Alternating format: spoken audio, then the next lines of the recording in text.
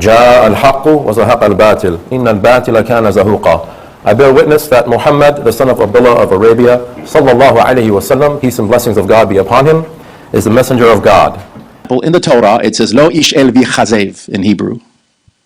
God is not a man that he should lie. And the meaning of this, according to Rabbi Abahu of Caesarea, is that whoever claims to be God, any man who claims to be God, is a liar. Ki anochi el v'lo ish, Hosea 11:9. Indeed, I am God, and not a man. Every man is put to death for his own sin. Deuteronomy 24:7. Look at Ezekiel chapter 18, a long, sustained argument for personal responsibility. The sin of the father does not pass to the son. The sin of the son does not pass to the father. But if the wicked should turn from his wickedness and do that which is lawful and right, he shall surely live. He shall not die. What does it mean to turn? Teshuvah, tauba, right? To literally turn your body or to reorient yourself to God, to repent to God. This is the way to become right with God, through repentance. Whoever is hanged on a tree is accursed by God. Deuteronomy 21:23.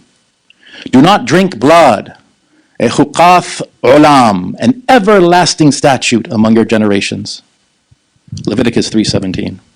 Shema Yisrael, Adonai Eloheinu, Adonai Echad. Hear, O Israel, the Lord our God, the Lord is one. One means one. Hear, O Israel, the Lord our God, this is called the Shema. Right? And this is actually quoted by the New Testament Jesus at one point. It's only in one gospel. And Matthew and Luke had access to Mark, but they did not choose to include this in their gospel, where Jesus quotes this verbatim. Hear, O Israel, the Lord our God, the Lord is one. And he continues, Ve'ahavta et Adonai Elohecha be'kol levavecha u'be'kol nafshecha u'be'kol me'odecha. You shall love the Lord thy God with all thy heart, soul, and strength. Love your neighbor as yourself. These are the greatest commandments. And Rabbi Hillel, some say Akiva, was asked, what is the Torah in a nutshell? And he said, Deuteronomy 6:4, Deuteronomy 6:5, Leviticus 19:18. God is one. Love God, love your neighbor, everything else is commentary. Not that it's not important. He's a rabbi. But this is the essence. Human sacrifice is evil, many places. Blood is not necessary for the forgiveness of sin. Psalm 51, 2 Chronicles chapter 7. Messiah wasn't crucified. Psalm 20, verse 6. Ataie yada'ati ki hoshia Adonai Mashiacho. What I underlined there says, Hoshia Adonai Mashiacho. God saves his Messiah. Messiah.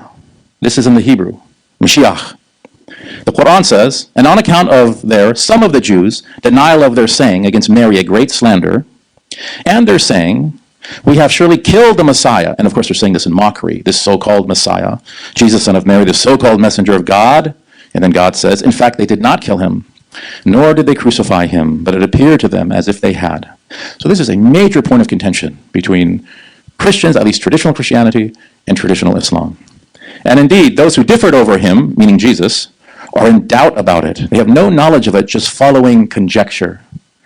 And certainly, they did not kill him. So I just reproduced here a page from the Strong's Concordance. You know, if you read it in a Bible in English, you read the Old Testament, you'll come across the name Jeshua. Right? You heard this name before? Jeshua. They get to the New Testament, you see the name Jesus. You know these two names are exactly the same.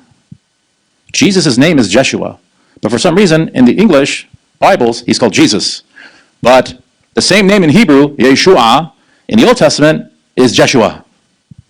So up here on the top, it says Yeshua. This is the name of Jesus. It means like Josh. Right? And if you look down at the bottom, the meaning is he is saved. This is the meaning of the name Jesus. He is saved. So that verse said, just following conjecture about the crucifixion. So the crucifixion is not in the pre-Pauline Q gospel. That's something very interesting. You know how I said Matthew and Luke have the Q source on their desk, along with Mark? We can piece together the contents of Q, even though it's not extant. How do we do that? Well, you look at Matthew and Luke, and whatever they have in common that is missing from Mark and not unique to their own gospel, they took that from Q. And if you look at all this Q material, you will be hard-pressed to find anything that contradicts Islamic theology. You'll be very hard-pressed. So Q is pre-Pauline. There's no passion narrative. There's no passion prediction in Q. There's no passion narrative. There's no passion prediction in the Gospel of Thomas. Gospel of Thomas, written around the time of the Gospel of John. John is a canonical gospel. Right? Some say even earlier than John. Some say Thomas has different strata. It's just as Gnostic as John's Gospel. There was a very strong opinion that John's Gospel was actually written by a Gnostic. And some of the early church fathers rejected it. The crucifixion has no extant witnesses, no extant eyewitness reports, according to a near consensus of historians. So when this verse was revealed about Jesus in the Qur'an in the year 625 or something of the Common Era, وَمَا قَتَلُوهُ وَمَا سَلَبُوهُ, they did not kill him, nor did they crucify Jesus. Okay? And that those who differ therein are following dhann. Dhann means conjecture, like guesswork or hearsay. At that time, I can imagine the Christians and the Jews coming to the Prophet Muhammad and saying, what do you mean? They have Matthew's gospel. Matthew's a disciple, and he's writing about the crucifixion. John is a disciple, and he wrote about the crucifixion. Well, as studies of the New Testament progressed in the 18th century, 19th century, today there's almost a near consensus that these books are anonymous, that these books are attributed to these four men, right, who did not write them. These books are anonymous. They're not written by disciples. They're not written by eyewitnesses. They're not written by disciples of eyewitnesses. So we have no extant eyewitness reports, according to a near consensus of historians, of anyone who saw the crucifixion, so-called crucifixion of Jesus of Nazareth. The crucifixion was a major cause of dissension. Paul uses the word eris. Eris is the Greek god of strife in Galatians chapter 1. Galatians is what Paul is really thinking. Like in Romans, he's kind of, holding back a little bit and he's being more philosophical. But in Galatians, towards the end of Galatians, he said, now write this down in big, bold letters. He says that to his scribe, right? This is what I really think. So Galatians 3:1, oh, stupid Galatians, who has bewitched you? This is how he says it. Who has bewitched you? That you now follow a different gospel. Heteran evangelion. There's another gospel? And then alon iesun, another Jesus? Didn't I clearly portray him as crucified before your eyes? Didn't I clearly portray him as crucified? You see, the problem with Paul is we only have one side of the phone conversation. You ever hear like someone talking on the phone? You can hear what this guy's saying, but what's that guy saying? You don't know. What do you think Paul is responding to here? It seems like he's responding to Christians in Galatia who denied the crucifixion. Well, where did they get that idea from? Well, according to F.C. Bauer, the eminent New Testament scholar, when Paul went to Galatia and evangelized them with his gospel, again, he calls it my gospel, and he leaves, James sends men into Galatia to correct Paul's gospel. This is standard exegesis. You can read this, F.C. Bauer. And so it seems like the Galatians are getting this idea that Jesus wasn't crucified from James himself. When I am gone, wherever you are, go to James the Just, Ya'aqub hat-Sadiq, for whose sake heaven and earth came into being.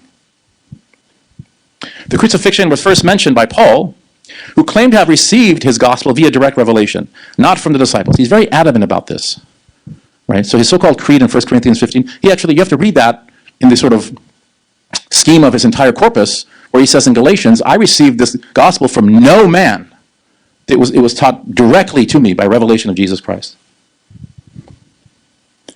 The crucifixion is something that we don't know for certain what the actual disciples believed about.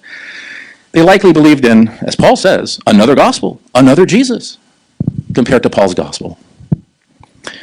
The crucifixion is mentioned in the Gospels, but many events in the gospel passion narratives are highly implausible historically, either fictitious, symbolic, or mimetic of Hellenistic literature. I can give you many, many examples of this. Many, many examples. A midnight trial in the Sanhedrin. Jesus being tried in the house of the high priest. This is completely against Jewish law. You say, well, they made an exception. Okay, but that's implausible. That's not plausible. Who betrayed Jesus? Judas, right? Who? Judas Iscariot. Yehuda Ishkarioth. Oh, how convenient. A Jew from the cities.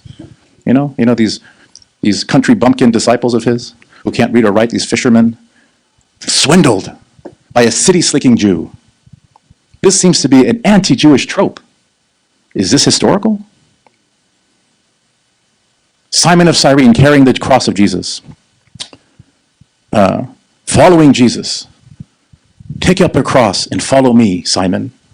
Simon is Peter. He couldn't do it, but this Simon can do it. Many examples of this. The Paschal pardon. The way that Pontius Pilate is described in the Gospels clashes severely with how Philo of Alexandria describes him. Other historians, the way they describe Pontius Pilate, would not have a second of compunction in swatting any Jewish rebel. He was absolutely ruthless. Yet you have him bring out the two Jesuses. They're both Jesus, by the way. Jesus bar Abba, Yeshua bar Abba, Yeshua Hanutzri. Who shall I release unto you? A Paschal pardon. Trying to release him. This is completely against the description of Pilate and other sources outside the New Testament. It's highly implausible. Maybe Jesus just had that effect on people, and he probably did. But historically, this is highly implausible. And there's other examples. Oh, the JFK assassination is a useful example. Because the charge that Muslims get all the time is, you guys are denying a historical fact. Jesus of Nazareth was crucified. It's a historical fact. The JFK assassination, happened 50 years ago in broad daylight with video cameras, eyewitnesses, and to this day we still don't know exactly what happened. You're telling me 2,000 years ago we know exactly what happened to someone? No eyewitnesses, no technology, nothing. You know exactly what happened? No, you don't. You don't know what happened. And if you read these sources, if you look at these sources, the context behind these sources, you'll see that there's massive eris, Paul calls eris, strife, major strife about the crucifixion. Not just what it means, did he die for our sins, or do we have to follow the halakha, or what can we be Ben Noach? No. Did this thing actually happen? Didn't I portray him as crucified? Who portrayed him otherwise? That's the subtext. And then in 1975, you have the Zapruder video. Remember this thing? Abraham Zapruder video. So everyone believed it was Lee Harvey Oswald, right? Until 1975. And here comes this video, 12 years later, that shows Kennedy sitting in his motorcade, and then as Jim Garrison used to say, the bullet comes and he goes back into the left. Oh, okay, the bullet's coming from here. He's going this way. Now nothing is conclusive, but like this Quranic ayah, this verse is like that Zapruder video. The Quran is saying they followed conjecture. And they go back and look at the sources. These are not written by eyewitnesses. We have to think about this. But historians are dragging their feet on this issue. They need to reassess the evidence here. They don't want to look at some Muslim source. There's a little bit of bias, I think, especially with the Orientalists and Neo-Orientalists. Anyway, so the Christological middle way. There's a verse from the Quran. O people of the Bible, ya ahl al-kitab. People of the Revelation. Kitab, right, could mean Bible. And the Bible means book. Kitab means book. Do not, in this verse, the Jews and Christians are being directly addressed according to the context.